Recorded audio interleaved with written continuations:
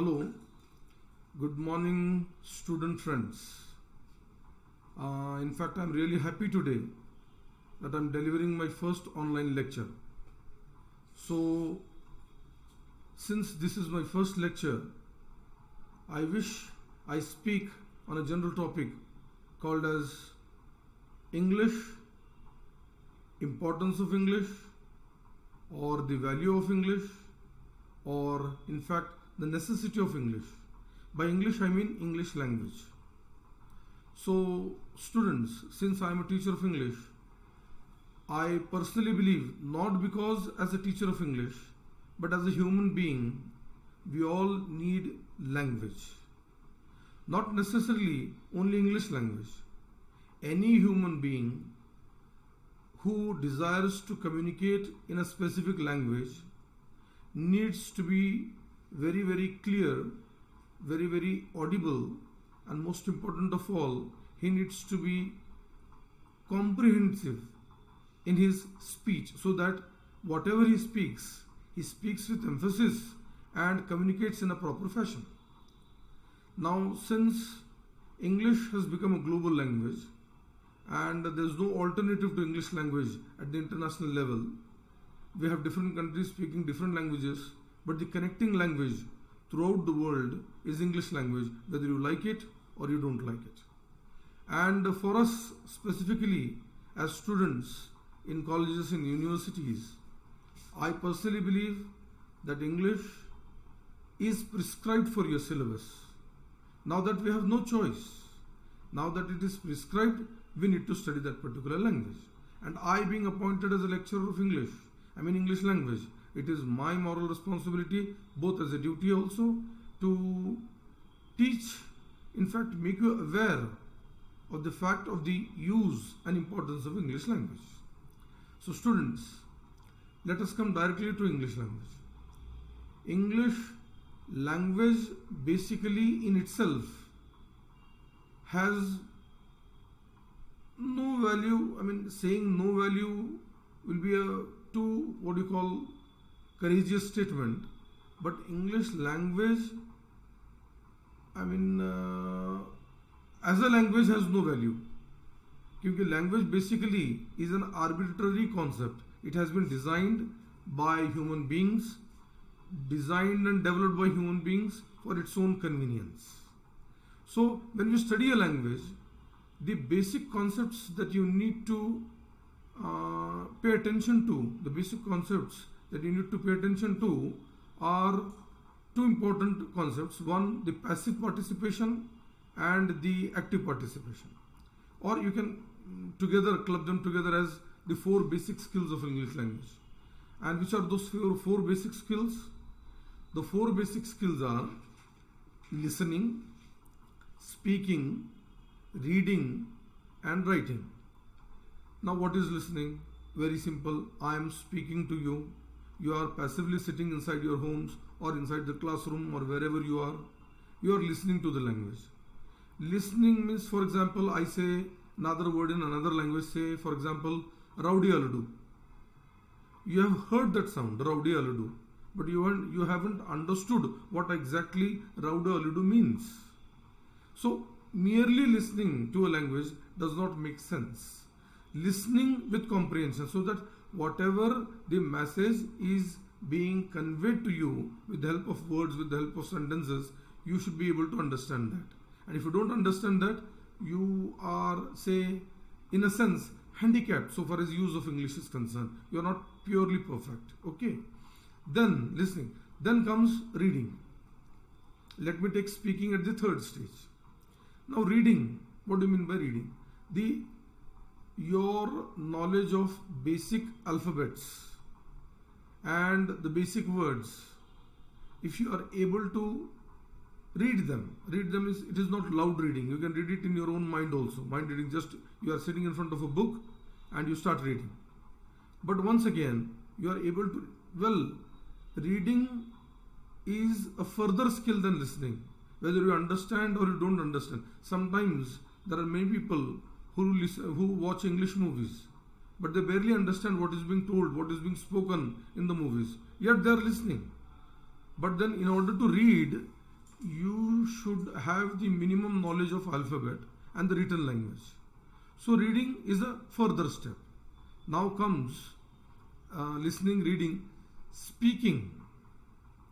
Speaking, this is the skill where majority of the people fail.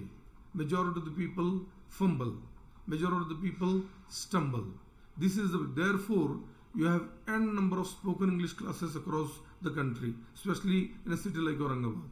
So, reading, writing, listening, speaking. Speaking is the most difficult skill, and therefore, a specific competency, a specific proficiency or language is must. And if you don't have that particular level of proficiency or competency, you are unable to speak. Now comes writing. For writing, though you use a pen, in fact, pen is an extended part of your hand. When you use your hand, you remember one thing. Writing basically needs something at the back of your head. Suppose I wish to write on a particular topic. So I should be able to write. I should have the knowledge of alphabet, the written form. I should have the content knowledge of the given topic, and only then I'll be able to write. Well, speaking and writing is same, almost same, but writing is the passive form, passively active form. Though you are passive there, but say actively you are involved, some physical activity is involved in writing. But you have lot of scope, lot of time for yourself to write. Whereas when you speak, it is so impulsively done. It is so impulsively done that you have something at the back of your mind. The content is immediately, for example, just exactly, I'm speaking to you right now. So whatever I'm trying to speak to you right now is being formulated at the back of my head, and impulsively, without much time given to myself, I'm delivering those things to you. So writing is, though passively spoken, though passively done, writing basically you get time to write, then correct yourself, and then you can put it in a book form, put it in the form of a template, or put it on a blackboard, whatever the case is. But spoken form, you don't have chance. So students at this particular UG level, through the topic called as compulsory English, or sometimes it is additional English, second language, or for arts faculty, it is optional English. Some topics are prescribed there, and those topics are not important. Of course, the topics are important for higher levels, especially for optional English students. But it is assumed most of the times that through the topics prescribed through your textbooks, you are supposed to concentrate upon enhancing your skills of the use of language. So the core line, that the core focus of a particular student when sitting into the language class, any language, in fact, if it is Urdu, you should have proficiency or Urdu or Marathi or Hindi or Sanskrit, whatever it is. So English. So throughout the classes, throughout the year, through the medium of the syllabus that is prescribed for your course, I mean first term, second term, I wish you concentrate upon how a language is used both in the passive skill form and in the active skill form. So today, since it is an introductory class, I personally feel that I should draw your attention to the fact that why learning English language is important. So English language is important because, for obvious reasons which everybody know, that is an international language. English language is a window on the world. Most of the literature throughout the world is available in English language. In order to be understood across the geographical boundaries, across the cultural boundaries. See, the culture of Japan is different, their language is different, the culture of China is different, their language is different, the culture of Sri Lanka is different, their language is different. So how do you find a connecting link between communication? I mean communication between people of different countries. So at the international level, not because English language is superior, no language in the world is superior, and at the same time, no language in the world is inferior. Every language is unique in its own form, but because collectively at the international level, all the intellectuals sitting together decided to have English as a common language. English has become a common language. And second most important point is, see, most of the research, whether it is done in commerce or if it is done in science or done in technology, any topic, the researchers and scientists, majority of them belong to the European continent or the American continent. And the language wherein they are born and brought up, the culture wherein they are born and brought up, their mother tongue there is English. So obviously, any theory that is propounded and communicated to the world will be done in the language, the mother tongue of the person who has brought forward that particular theory. So obviously, the scientists in the European context or the American context use English language. Therefore, the literature regarding the new topic, wherever it is in English language. So we are left with no choice whether I like English language or I don't like English language, whether I love English language or I hate English language. I am choiceless. So now that it has been established fact that we are left with no choice, let us learn English language. And now that we are learning English language, why not learn it into the right real fashion? So this is how English language has come into existence into the various universities across India. So a place like Marathwada, Dr. Babasaheb Ambedkar Marathi University, most of the times that has been told that this is a backward area, a backward region, stigmatized as not very developed, underdeveloped or less developed, whatever the case is. So I personally feel that now this is the lacuna, this is our weak point, because we belong to a region which is backward and therefore lagging in the advanced technological senses. Not exactly, most of the people must have said so, we don't believe, but as a teacher of English and as students sitting into the compulsory or additional English or optional English class, it is your responsibility and it is my duty to learn English language in the right real fashion. Now, how do we learn a language? So far as English is concerned, the major problem with English language is English is not our language. Since English language is not our language and developed by other people, they have developed the rules of English language. And the rules unknowingly are binding upon us to be followed. There is no scope for us. So English language can be compartmentalized. Let me use the slate now, the board now, so that you will be able to understand it in a more fashion. So see, just a minute, where is it? See, just a minute, E-N-G-L, English, L-A-N-G-U, English language. Now this English language can be compartmentalized into two basic categories. Not categories exactly, but two basic stereotypes. One is the WRITTEN, written form. English language has got two different forms. On one side, you have the written form. So can you guess what is the other form on the other side? It is the spoken form. So what is written form and what is spoken? This is the only language which has got two different forms. If you observe keenly, see, Urdu is written in a script and it is written exactly in the same way it is spoken. For example, I am not very well versed with Urdu, but let me take Marathi or Hindi. Marathi and Hindi. In Marathi and Hindi, both the languages, you have the Devanagari script. So I will write a Marathi word here, for example, or Hindi word here. You just try to see where it is exactly now. So, for example, we are writing, what is this word? A. Now, if I add one more dandi to this word, this is A. Then, if I give some crowning experiences to this word, this becomes Au. And then you have another word. See, look at this word. This is Aur. Then I put a timber here. Then I put something, a dot here. This is Aurang. And then I put the whole word now. Aurangabad. Now there are, assume 1 lakh students whose basic knowledge of Devanagari script is acceptable, good, and if I give this word will be spoken exactly as it is written. That's like Aurangabad. Now I'll write an English word here.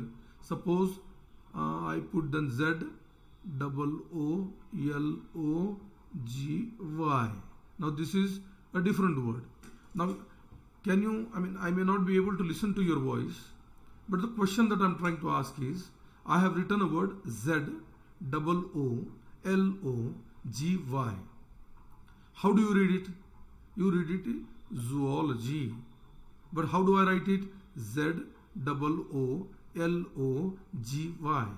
Let me explain my point further with another example. I'll take another example now. Now, for example, WHAT. What is my, what is YOUR, your NAME, name, right? And before that I'll put here a question mark, okay, and then ANS is the short form of answer, and the answer is my NAME, name is SADIK, Sadiq. Okay, now this is the full stop. Now dear students, please pay attention. The moment you understand these 2 sentences, I think you will understand the point that I am trying to stress and make you carry home. I am reading it once again with a pointer now, and the pointer is Q dot WHATISYOURNAME question mark. This is the way I have written. But how do I read it? I don't say question mark, I don't say question, I say what is your name. Whereas there is no word called as what, there is no is, it is IS, and the answer is my name is Sadiq. I don't understand, why don't you read like this? WHATISYOURNAME, and the answer is MYNAMEISSADIK. So this is the major problem where English has become a complicated language of the world, because English is written in a different form and English is spoken in a different form. Therefore, a simple word like zoology here, most of the students are likely to say zoology. We are not sure exactly what is the pronunciation, what is the right pronunciation of the word zoology. The exactly is zoology. And who has decided that? The Britishers, the native speakers. We are non-native speakers. So, before we proceed further, I deliberately am giving more time at the basic level so that you basically first understand and diagnose what exactly is the problem in learning English proficiently, comfortably. So the major problem here is, if you see English, I'll draw a straight line in the center, okay? The line isn't straight wedge, but anyway, I'm drawing a straight line, and on the left side of the line, you find the written form, and on the right side of the line, you form the spoken form. Now let us see in this particular written form, what is the raw material that is used in the written form, and what is the raw material that is used in the spoken form.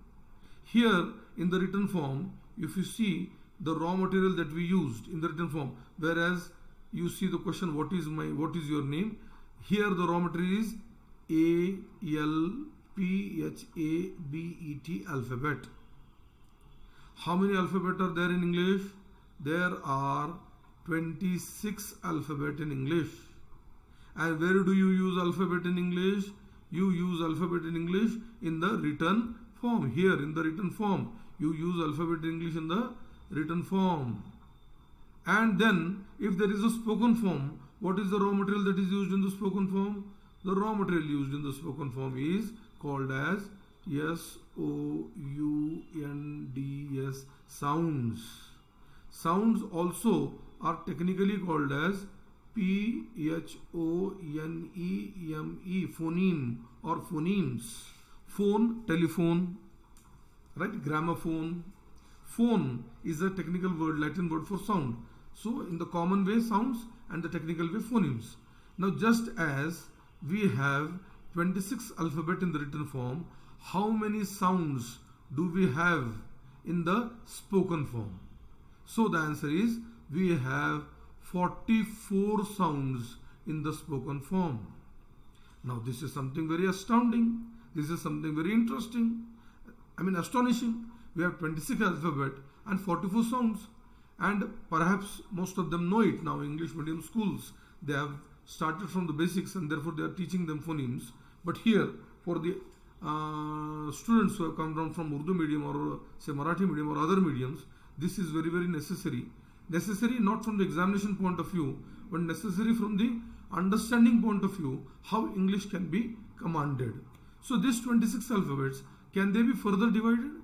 Yes, they can be further divided into two different categories, and the two different categories are, you have a category of 5 sounds and the second category is of 21 sounds. 21 plus 5 is 26. And what is this 5 sounds called as? They are called as vowels. W-E-L-S, vowels. And which are those vowels? A, E, I, O and U. There are 5 vowels. And out of 26 alphabet, if you leave these 5 vowels, the remaining are 21 and they are called as C-O-N-S-O-N-A-N-T-S consonants. Now this is used only in the written form. There are no vowels and no consonants in the sound form, in the spoken form. So let us see, just as 26 alphabet divided into 2 categories, are these 44 sounds further divided? Yes. They are also further divided into 2 basic categories. Number 1, see, this is one and this is the second one. The first category is called as, they are also same. They are also same. They are called as V-O-W-E-L, vowel. Vowels and vowel, S-O-U-N-D-S sounds. There is lots and lots of difference between vowels and vowel sounds. Vowels are alphabet and there are only 5. Okay, and the remaining, now how many vowel sounds are there?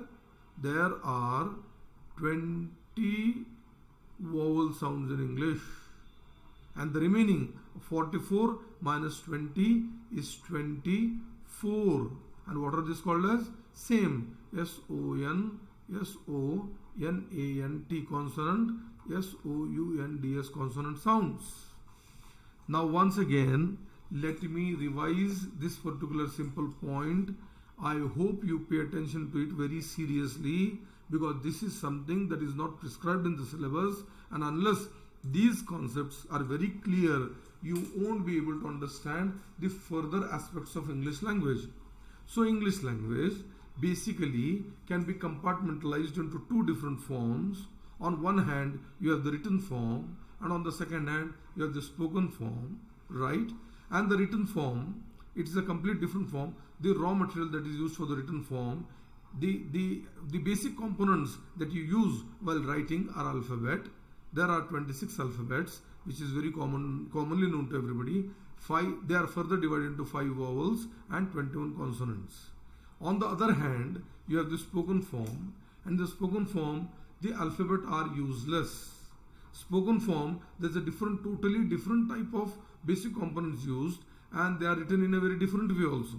So the basic components used in the spoken form are called as sounds, right? And there are in all 44 sounds in English language. For different languages, there are different set of sounds. They can be more, they can be less. That's a different story. We will not concentrate upon that. So these 44 sounds are further categorized, compartmentalized into 2 major groups. One is a group of 20 sounds, other is a group of 24 sounds, and these 20 sounds are called as vowel sounds, and the remaining 24 are called as consonant sounds. For the moment, I wish to break at this particular point, and I wish to pick up this particular same topic, the point where we have stopped. Then onwards, we will go further. But before that, we can take a small break, and then in the next class, I will explain to you how these 24 sounds are further categorized, what are their names, how are they used, what are the vowel sounds, what are the different categories of vowel sounds. Whereas here, 5 vowels are not further divided, nor 21 consonant sounds are further divided. So there is an end to the written form, but there is still scope for further studies and further development and further understanding of the sounds in English language, the phonemes in English language. So for the moment, we break here and we reassemble tomorrow at the same time. And I wish and I request that the first initial few classes, say around 5 to 7 classes, I am earnestly requesting each and every student not to miss a single class. And at the same time, I wish you communicate this message to your other friends who are not available today to join the classes as early as possible. Tomorrow we reassemble at the same time and the same manner. Thank you so much, and I hope this has been of little use to you. Thank you so much.